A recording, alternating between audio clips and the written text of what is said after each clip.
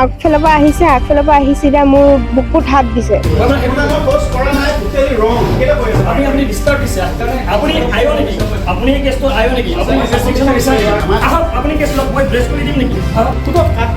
থানাখনৰ ওচৰতে থকা এনেকুৱা এটা অঞ্চলত ডিব্ৰুগড় প্ৰশাসনৰ গুৰুত্ব থাকিব লাগিছে। ডিব্ৰুগড় চহৰত মহিলাক অপহৰণ কৰি অপকৰ্ম কৰাৰ চেষ্টা দুই যুৱকৰ। ফুট গধূলিতে ডিব্ৰুগড় চহৰৰ মিলন নগৰত সংঘটিত ভয়াৱহ ঘটনা। মহিলাক আন্ধাৰ গলিলৈ টানি নি অপকৰ্ম কৰাৰ চেষ্টা দুই যুৱকৰ। মই ঘৰলৈ গৈছিলো, তাৰপৰা মোৰ সন্মুখেদি স্কুটি এখন গ'ল, মই দেখি নাপালো সেই স্কুটিখন কোন আছিলে কোন নাই। আগফালৰ পৰা আহিছে এতিয়া মোৰ বুকুত হাত দিছে। মই চিনি নাপাওঁ, খালি তাক মই দেখিছো মানে মোৰ বুকুত হাত দি কিনে সি এনেকে কৰিলো যে মই সি হাতখন এনেকে চুচৰা কিনে লৈ গৈছে মানে। স্পীডত গ'ল, আকৌ বাওঁ চাইডে গ'ল, বাওঁ চাইডৰ পৰা আহি আকৌ সোঁ চাইডে গৈছে। সোঁ চাইডে যাওঁতে মই তাক ডাইৰেক্ট দেখিছো মানে সিয়ে হয়। মহিলা চিকিৎসকৰ হত্যা ঘটনাই দেশ জোকাৰি থকা অৱস্থাতে ডিব্ৰুগড় চহৰৰ মিলন নগৰত সংঘটিত হৈছে এই জঘন্য ঘটনা। মিলন নগৰ আৰক্ষী চকীৰ চকুৰ আগতে হোৱা এই ঘটনাই চাঞ্চল্যৰ সৃষ্টি কৰিছে। উল্লেখযোগ্য যে শনিবাৰে সন্ধিয়া এখন দোকানত কৰ্মৰত মহিলাগৰাকীয়ে নিজ কৰ্মস্থানৰ পৰা ঘৰলৈ ঘূৰি যোৱাৰ সময়তে বাইকত অহা দুই যুৱকে মহিলাগৰাকীক আগচি ধৰি ভিন্ন স্থানত স্পৰ্শ কৰাৰ লগতে হাতত ধৰি আন্ধাৰ গলিৰ ফালে টানি লৈ অপকৰ্ম চেষ্টা চলায়। কথম্বি মহিলাগৰাকীয়ে নিজক ৰক্ষা কৰিবলৈ সক্ষম হয়। ঘটনাৰ দিশত ভুক্তভোগীয়ে মিলন নগৰ আৰক্ষী চকীত দাখিল কৰা এজাহাৰৰ ভিত্তিত দুই অভিযুক্তক আৰক্ষীয়ে দেওবাৰে ৰাতি আটক কৰে। ইফালে সংবাদ মাধ্যমে এই ঘটনা অৱগত হোৱাৰ পিছতে দেওবাৰে মিলন নগৰ আৰক্ষী চকীত উপস্থিত হৈ তথ্য জানিবলৈ চেষ্টা কৰাত সাংবাদিকক কৰে অপব্যৱহাৰ।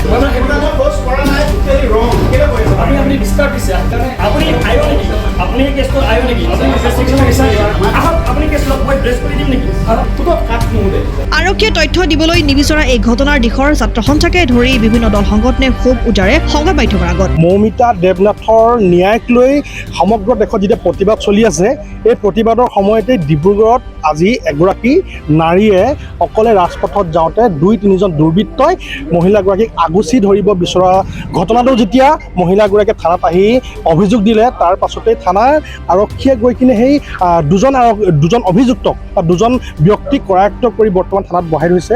আৰু সেই থানাত বহি থকা ব্যক্তিগৰাকী হয় নহয় তাত আমি ক'ব নাযাওঁ, কিন্তু এইটো পুলিচ প্ৰশাসনৰ সম্পূৰ্ণ দায়িত্ব আছে। এগৰাকী নাৰীয়ে ডিব্ৰুগড়ত বৰ্তমান পৰ্যন্ত কিন্তু অকলে ঘূৰি ফুৰিবলৈ কাৰণে বহুত চিন্তা কৰিব লাগিব। গতিকে দিন দুপৰতে যদি এগৰাকী নাৰীয়ে যদি অকলে যদি ডিব্ৰুগড় ৰাজপথত ঘূৰিব পৰা নাই, তেতিয়াহ'লে ইয়াত ডিব্ৰুগড় প্ৰশাসন নিশ্চয় দুৰ্বলতা আছে। ডিব্ৰুগড় প্ৰশাসনে কৰিবলগীয়া বহুত কাম আছে। আৰু এই কথাখিনিকে সুধিবলৈ যেতিয়া সাংবাদিকসকল যেতিয়া থানালৈ গৈছিলে যে অভিযুক্ত কেইজন সঁচাকৈ তেখেতলোকে তেনেকুৱা কাম কৰিছে নেকি বা তেখেতলোকৰ ফুটেজ ল'ব যেতিয়া বিচাৰিছিলে, আৰক্ষী বিষয়াই তেখেতলোকক মানা কৰিছে যে ফুটেজ ল'বৰ কাৰণে। গতিকে এই ক্ষেত্ৰত আমি ছাত্ৰ সন্থা তথা ডিব্ৰুগড়বাসী হিচাপে বা এই অঞ্চলটোৰ নিবাসী হিচাপে, কাৰণ কিয়নো আমাৰো বাই ভনী আছে ঘৰত, গতিকে আমি চিন্তা কৰোঁ এনেকুৱা ধৰণৰ ঘটনাবিলাক ঘটি থাকিলে কিন্তু কাইলৈ পৰহিলৈ এই ৰাস্তাটো দি এগৰাকী মহিলা বা এগৰাকী ছোৱালী কিন্তু ৰাতি অকলে যাব নোৱাৰিব। গতিকে উচিত শাস্তিটো যাতে ডিব্ৰুগড় প্ৰশাসনে বিচাৰি এই মহিলাগৰাকীক গাত যোনে হাত দিছিলে, এই মহিলাগৰাকীক যোনে টাচ কৰিবৰ কাৰণে চেষ্টা কৰিছিলে, এই দুজনেই হওক 3জন হওক, এই অভিযুক্ত কিজনক কিন্তু কৰায়ত্ব কৰিব লাগিবই, অন্যথা কিন্তু প্ৰতিবাদ কৰিবলৈ কিন্তু বাধ্য হ'ম। আপুনি যদি আগৰ সংবাদ মাধ্যমত গৈ কিনে যদি নিউজসমূহ চায়, তেতিয়াহ'লে মিলন নগৰ এৰিয়াটোৰ ভিতৰত ড্ৰাগছ মানে ধৰি থকা বা ড্ৰাগছ জব্দ কৰা নিউজ বহুত আছে। মানে মিলন নগৰ এৰিয়াটোত ড্ৰাগছ এতিয়াও আছে। মিলন নগৰ এৰিয়াটোত আশে পাশে বা মিলন নগৰ থানাৰ আশে পাশে যিমানটো অঞ্চল আছে ইয়াত কভাৰ কৰে। গোটেই কভাৰটোত যদি আপুনি ভালদৰে যদি ড্ৰাগছ যদি আপুনি মোকলাবলৈ যায়, তেতিয়াহ'লে আপুনি ইয়াত আৰু সৰহ সংখ্যক ড্ৰাগছ পাব। আৰু সন্দেহ হৈছে আমাৰ এনেকুৱা কাণ্ডত ড্ৰাগছ আসক্ত বা মদ্যপান কৰি থকা ব্যক্তিসকলে কৰিব। গতিকে ডিব্ৰুগড় প্ৰশাসন চৰকাৰক এটাই দাবী জনাব বিচাৰিছোঁ, এই যিটো ঘটনাই বৰ্তমান সমগ্ৰ দেশত এতিয়াও ন্যায় বিচাৰি কেনে প্ৰতিবাদ চলি আছে, তেনে সময়ত ডিব্ৰুগড়ত কিন্তু এনেকুৱা ঘটনা ঘটাটো ডিব্ৰুগড় প্ৰশাসনৰ কাৰণে লজ্জাজনক কাম। গতিকে থানাখনৰ ওচৰতে থকা এনেকুৱা এটা অঞ্চলত ডিব্ৰুগড় প্ৰশাসনৰ গুৰুত্ব থাকিব লাগিছিলে, য'ত যদি কোনোবাই বোমা ৰাখি যাব পাৰিছে, তেতিয়াহ'লে ব্যক্তিয়ে কি কৰিব নোৱাৰিব। গতিকে এনে স্থানসমূহ পৰিদৰ্শন কৰি সুন্দৰকৈ ইয়াত নিকা কৰিবৰ কাৰণে আমি দাবী জনালোঁ।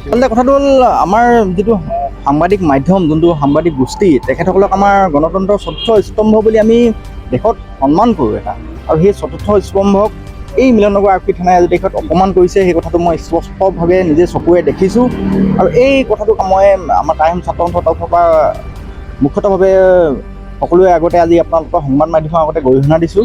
আৰু দ্বিতীয় কথাটো হ'ল, যিগৰাকী মহিলাই আপোনালোকৰ সংবাদ মাধ্যমৰ আগত যিটো অভিযোগ উত্থাপন কৰিছিল, এই অভিযোগৰ ভিত্তিতে আমি আহি আজি থানাখনত উপস্থিত হৈছিলোঁ। যিসকল কাল্পিতক এই মিলন নগৰ আৰক্ষী চকীয়ে গ্ৰেপ্তাৰ কৰিছিলে, সেই গ্ৰেপ্তাৰ কৰা ব্যক্তিসকলক আমি চিনাক্ত কৰিবলৈ তাত গৈছিলোঁ। আচলতে আপোনালোকৰ সংবাদ মাধ্যমৰ সকলো ব্যক্তিৰ সহযোগত আমি তেখেতসকলক চিনাক্ত কৰিব গৈছোঁ। কেনেবাকৈ চাগে আমাৰ ভনীজনীকো কোনোবাই সেনেকৈ হাতত ধৰি চুচুৱাই লৈ যাব পাৰে।